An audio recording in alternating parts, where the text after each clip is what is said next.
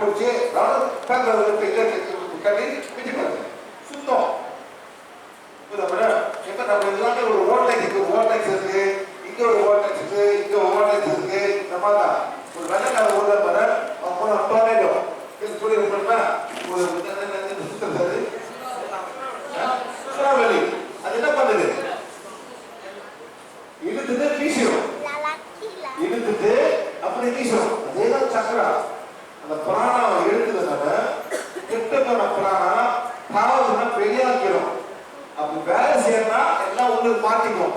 அதுதான் நமக்கு பிரச்சனை. ஒரு சூறாவளி இருக்கு, இங்க ஒரு சூறாவளி இருக்கு, எல்லாமே சூறாவளி இருக்கு. அதான் சக்கராவோட ஃபனல் மாதிரி இருக்கும். புரியுதுங்களா? அதை நல்லா பண்ணாக்கா ஆரோக்கியம் இருப்பீங்க. Very simple.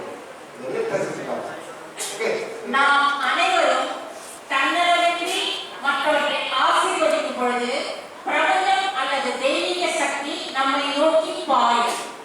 நீங்கள் பெற தயாராக இருந்தால் மிகுதியான ஆற்றல் உங்கள் வழியாக பாயும்.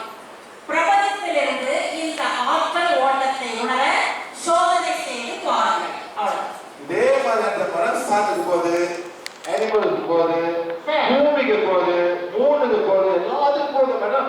இப்போ நான் கேட்கிறேன் சார், இப்போ இந்த பிரபஞ்ச சக்தியை நீங்க சூரியன் கிட்ட இருந்து வாங்குறது, பூமி கிட்ட இருந்து வாங்குறது, பிரபஞ்ச சக்தி கிட்ட இருந்து சக்தி வாங்குறது சொன்னீங்க. இதை மட்டும் நம்ம செஞ்சுட்டாவே போதும், எங்களுக்கு இந்த டிவைன் ஆற்றல் பிரபு சக்கரா வழியாக வருமா? ஆமா மேடம். வேற எதுவுமே எனக்கு தேவையில்லை. வரும். ஆனா சாப்பாடு வருது. என்ன சக்தி வந்தாலும் மேடம் தப்பா போட்டீங்க இது வேலை செய்யும். ஆனா உங்களுக்கு பிரச்சனை இல்ல. அதான் மேடம். எல்லாரும் ஜாக்கிரதையா இருங்க. இப்போ எங்க சாப்பாடு கொடுக்குறாங்க? இல்ல சார், உண்மையிலே சார் தெளிவு எல்லாருக்கும் நல்ல உண்மையிலே இன்னைக்கு ஒரு தெளிவு இருக்கா இல்லையா சார்? சொல்லுங்க பார்க்கலாம். எல்லாரும் உண்மை உண்மைதானே? உண்மை. பாடி போயிட்டே இருக்கணும். சரியா? சரி, ரிலாக்ஸ் தான். ஸோ எல்லாம் வந்துட்டு அதே உட்காந்து பார்த்தா நாளைக்கு வந்து பார்த்தா